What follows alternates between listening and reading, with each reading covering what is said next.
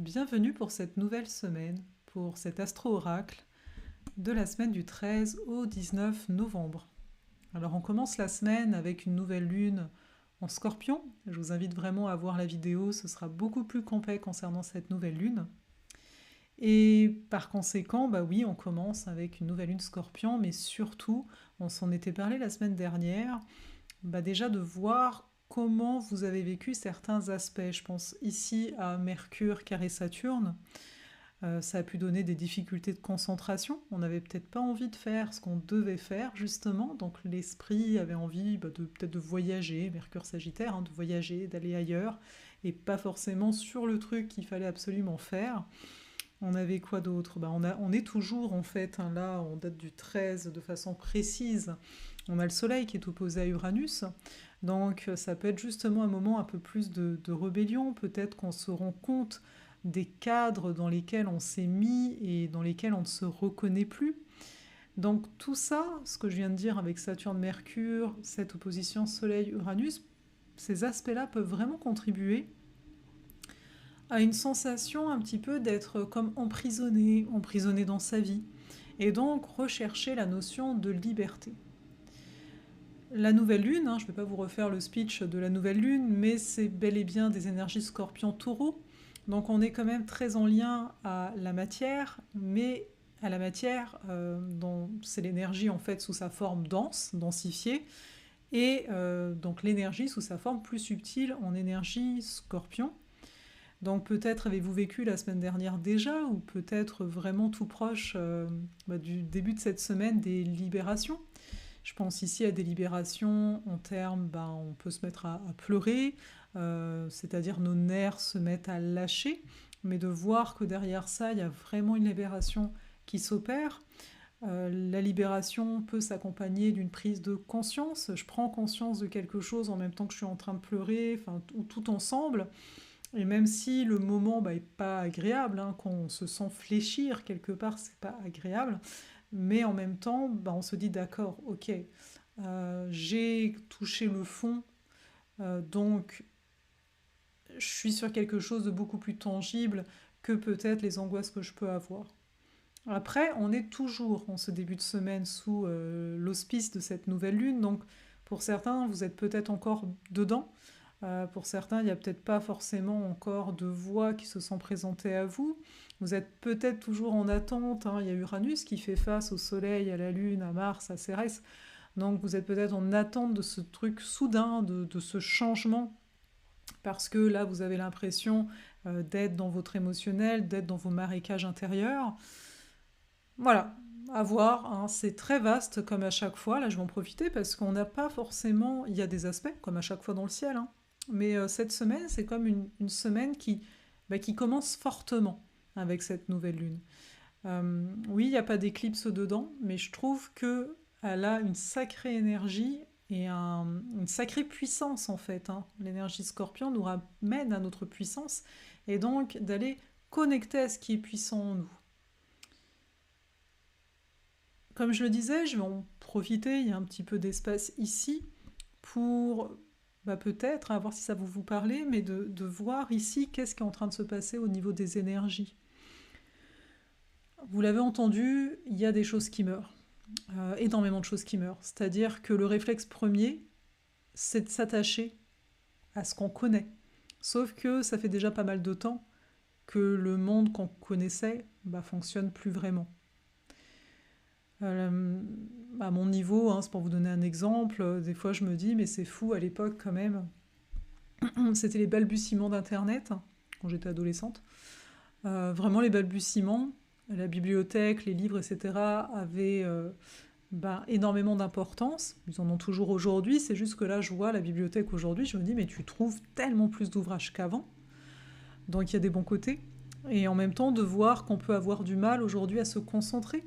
L'énergie scorpion, on a Mars en scorpion encore cette semaine, nous aide à persévérer, nous aide à nous concentrer, et peut-être ici observer à quel point ça peut ne pas être évident de ça, ne pas être évident de se mettre dans notre grotte, et je trouve que là cette semaine est encore une fois comme la semaine dernière, avec un petit peu différent, mais encore une bonne semaine pour avancer sur des projets de fond, Là, comme on est dans une période de nouvelle lune, donc on s'en va, enfin on est dans la semaine de nouvelle lune, après il y a la lune qui sera, on dit croissante en tant que telle, donc c'est de prendre soin de nos espaces intérieurs. Et alors je sais pas si c'est parce que la lune noire est justement actuellement en Vierge, je pense qu'il y a de ça, ou bien parce que Vénus est arrivée en Balance, donc bon là c'est tout récent qu'elle arrive en Balance, ça fait quelques jours. Mais pour moi, je reçois vraiment l'importance des rituels. Je suis pas quelqu'un qui va utiliser ces termes-là. Je dois bien avouer que même de base, j'avais tendance à rejeter. À dire vrai, il y avait plein de mots que je rejetais parce que je trouvais ça New Age. Donc je m'empêchais d'exprimer certaines choses que je peux enfin penser, croire hein, ou pratiquer parce que je me disais mais non, regarde, on va te coller on va dire, à ce côté New Age. Comme par exemple la notion de rituel. Moi, à un moment, je me suis dit, c'est la mode hein, des rituels. Et en fait, c'est juste que il y a toujours la différence entre j'utilise un terme et est-ce que je suis en connexion avec le sens premier, hein, le sens dans le sens l'essence première du terme. Et les rituels, comme les rites, hein, l'énergie scorpion, c'est les rites de passage hein, notamment, sont importants. Et on en a plus tant que ça, en fait, quand on observe. Hein. Quand je dis rite, vous voyez, même un anniversaire est un rite.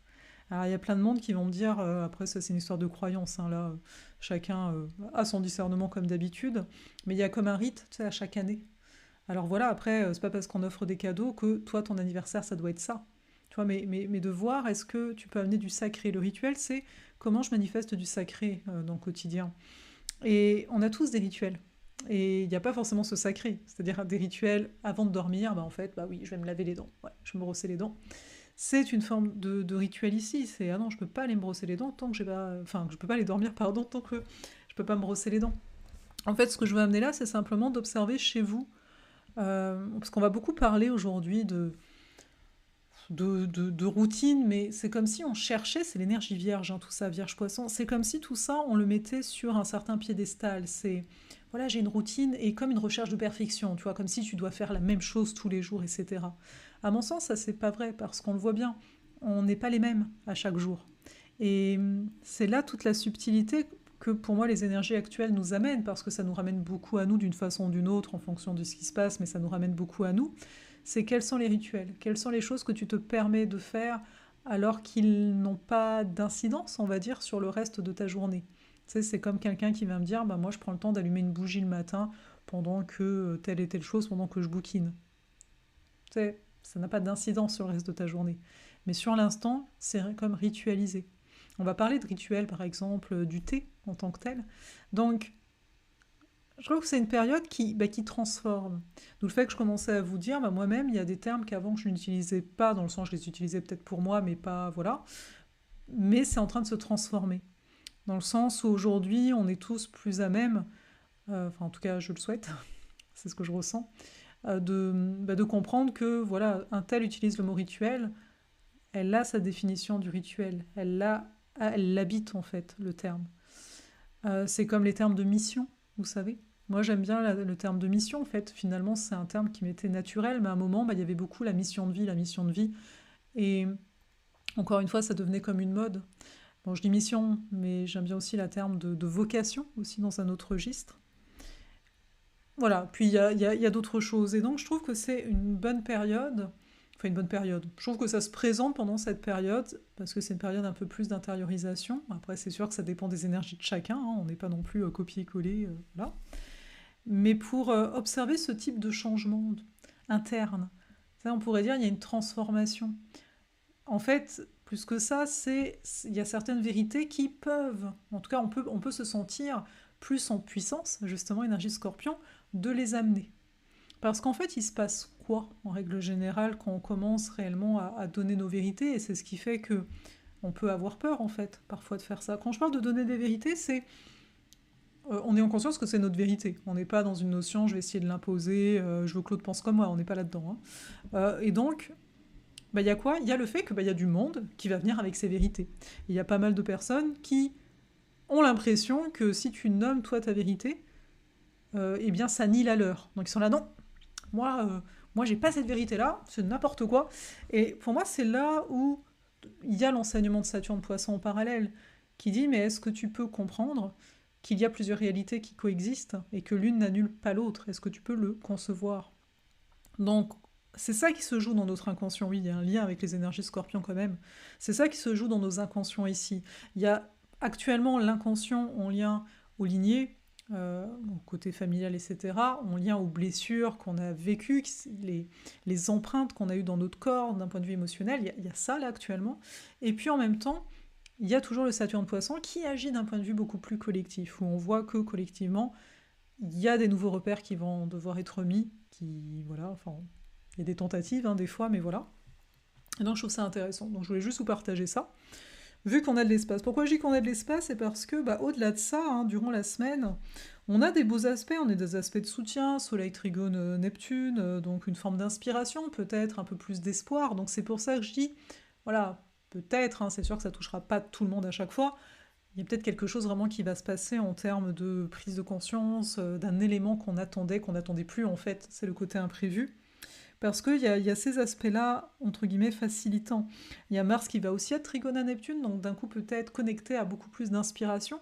On va peut-être avoir plus l'énergie de mettre en place des créations. Et puis il y a aussi Mercure sextile Vénus, donc ici c'est davantage peut-être en termes de relationnel, ça se passe un peu plus, voilà, de façon minime, mais quand même présent, on se sent plus à même de ne pas dialoguer avec les autres. Et en fin de semaine, le 18 novembre, on aura la conjonction ici exacte, parce que c'est déjà conjoint, mais on aura vraiment la conjonction exacte du Soleil avec Mars, en Scorpion ici. Donc, qu'est-ce qu'on peut dire d'une telle conjonction? Pour moi, c'est toujours, comme c'est en Scorpion, c'est toujours de pas trop s'en demander parce qu'on pourrait s'épuiser. Donc vraiment d'observer en termes d'énergie vitale dans un premier temps, à quel point je ne vais pas trop loin. Dans un second temps, si on est plus en relation aux autres, etc., d'un point de vue plus psychologique, Soleil-Mars, des fois on veut trop prouver, donc c'est pour ça que je dis qu'on peut s'épuiser, mais à voir si je veux prouver pour les autres, ou si je veux prouver pour moi par rapport à des blessures en fait, donc d'observer, il pourrait encore y avoir, de toute façon il y en aura encore un moment au-delà de cette période, mais un type de fonctionnement, des types de comportement, des types de façons de faire qui viendraient donc à disparaître, ou bien, vu qu'il y a la nouvelle lune juste avant le 18 novembre, n'est-ce pas, ou bien au contraire, on touche à une autre façon de faire. On vient se définir par une autre façon de faire. Et il y aurait peut-être aussi des situations où on serait amené à s'affirmer. Et c'est là, on va dire, tout l'enjeu des énergies scorpions, quand il y en a autant comme ça, donc c'est sûr qu'il y a le reste de la carte, mais c'est vraiment l'aspect... On n'est pas en guerre, en fait. Moi, je le vois bien. Des fois, c'est du genre, est-ce que tu vas mettre ton énergie là-dedans? T'as l'autre qui vient, là, avec ses opinions. Correct, mais c'est juste un moment, est-ce que toi, tu le sens, là, t'as envie? Non. Il y a aussi cette notion de choix, avec Uranus Taureau en face. Choisir, on dit choisir ses combats. Mais vraiment, c'est en fait choisir où je vais porter mon énergie, parce qu'en ce moment, je pense qu'on a beaucoup besoin de notre énergie pour nous, pour nos proches, pour nos projets, mais peut-être pas pour rentrer dans les schémas des autres. Faut bien voir que quand tu as quelqu'un que tu connais pas ou à qui tu n'as rien demandé, qui vient, tu te sens un peu agressé, disons, alors bon, ça t'appartient, c'est ton senti, mais l'autre est peut-être donc en réaction. Si tu as quelqu'un qui vient avec plein d'émotions, surtout pendant cette période, tu peux te dire, ok, semble-t-il que ce que j'ai dit, ce que j'ai fait ou quoi, on s'entend, si on a juste vécu notre vie, on va dire ça comme ça, et que voilà, il y a quelqu'un qui réagit, c'est sa réaction. Donc on est obligé de rien, et donc on n'est pas obligé de rentrer dans le jeu de l'autre. Donc voilà. Donc là-dessus, j'avoue que c'était un petit peu différent que d'habitude. Voilà, j'ai voulu vous raconter un peu, en profiter, parce que quelque part, cette semaine est quand même très impactée par les énergies de la nouvelle lune Scorpion, donc regardez la vidéo, ça va vous donner plein de clés là-dessus. Et puis vis-à-vis de tout ça, je pense que j'ai terminé. Je vais juste vous lire un extrait de mon livre, si vous le voulez bien. Alors, je me suis dit, allez, on a de l'espace, même si finalement la vidéo elle est longue. Et aussi, n'oubliez pas, donc c'est gratuit, parce que j'ai l'impression qu'il y a du monde qui n'a pas compris, la semaine la 2024 de la dualité à l'union, du 26 novembre au 1er décembre, c'est gratuit. Donc vous pouvez vous inscrire. Voilà, parce que quelqu'un m'a dit, j'ai pas trouvé le prix. Mais il n'y a pas de prix là. donc c'est tout. Et donc, on va voir ça. Donc, la spiritualité au quotidien. Petit clin d'œil à ce que je vous mentionnais tout à l'heure. Donc je vous mets, hein, ce livre aurait pu s'appeler La spiritualité au quotidien, car ces mots résument très bien ce que toi et moi avons toujours vécu. La spiritualité n'est pas quelque chose que l'on trouve en dehors du quotidien, en partant en retraite méditative, ou seulement au cours des moments où tu récites un mantra. La spiritualité ne se rencontre pas que dans ce que tu considères comme sacré, ou alors tout est sacré. Mais si tout est sacré, où est le profane, me diront certains? Il est dans le manque de respect, que ce soit envers une personne, un lieu ou envers soi. C'est là que se situe la profanation, d'après moi. Quand on ne respecte pas son temple intérieur ou celui des autres, quand on ne respecte pas la vie, quand on impose à l'autre ses croyances ou encore lorsqu'on interprète celles de l'autre. On perd la dimension sacrée dès que l'on porte un jugement. Et corriger cela commence par regarder les jugements que l'on porte sur soi-même.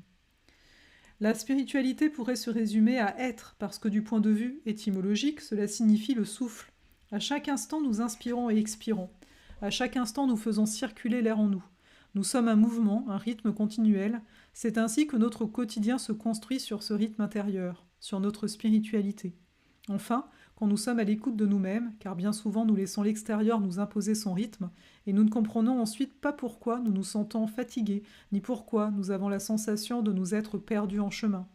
Lorsque tu réalises cela, c'est que tu es conscient de toi. Mais nous avons tous dans notre entourage, dans notre famille, du monde qui ne veut rien entendre de l'importance de prendre du temps pour soi, qui considère même que le mot bien-être est une perte de temps, que cela ne sert à rien. Pourtant, petit à petit, l'idée trouve sa place et se développe, même chez les scientifiques qui étudient les effets de la méditation ou encore du yoga. Eux-mêmes affirment qu'on en constate les résultats sur le corps. Mais toi, tu n'avais pas besoin qu'on te le dise pour le savoir, n'est-ce pas? Vois-tu, c'est cela ta spiritualité. Toutes ces petites choses que tu vas faire pour toi, qui te font du bien, sans que personne n'intervienne pour te dire quoi faire. La spiritualité est réellement dans chacun de tes gestes, que tu aies conscience d'elle ou pas. Après tout, te rends-tu compte à chaque instant que tu respires? Non, parce que c'est naturel. Il en va de même pour la spiritualité. Donc voilà, c'est lui, c'est ce livre. Donc voilà, c'est un petit extrait. Donc n'hésitez pas, je pense que je vais vous mettre le lien. Voilà, c'est de l'auto-édition en tant que tel. C'est l'ère du verso, la simplicité d'être. Et en fait, c'est vraiment un livre où vous pourrez voilà, prendre. Là, je suis tombée sur la créativité, le faire comme ça, ou le lire de bout en bout si vous voulez. Il vous laisse assez libre, en fait. C'est un petit peu ça, d'être dans cette simplicité, même dans la façon de lire le livre. Là-dessus, je vais vous laisser. Je vous dirai la semaine prochaine. J'espère que vous allez bien, comme d'habitude. Par ici, ça va mieux, hein, au niveau de la cheville, voilà, heureusement, hein, il était temps. Et dans, dans un autre espace, là, Astrosophale, je vous parlerai davantage de certaines affaires auxquelles je m'intéresse de plus en plus, hein, qui touchent toujours cet équilibre avec notre esprit, notre corps. Donc ça touche aussi, voilà, qu'est-ce qu'on mange, comment on parvient ou pas à prendre du temps pour nous, justement, durant une journée, comment ça peut être dur des fois de se donner la permission, toutes ces choses, c'est dans Astrosophale que je vous les réserve parce que voilà. Ça n'a pas forcément de lien direct avec l'astrologie, mais pour moi, l'astro est en connexion avec la vie, et tout ça, c'est la vie. Je vous souhaite donc à nouveau une très belle semaine, et à la semaine... Bon, attends, pas la semaine prochaine, on va se retrouver cette semaine, j'ai une petite vidéo pour vous, vous verrez, sur l'anxiété et l'astrologie. Voilà.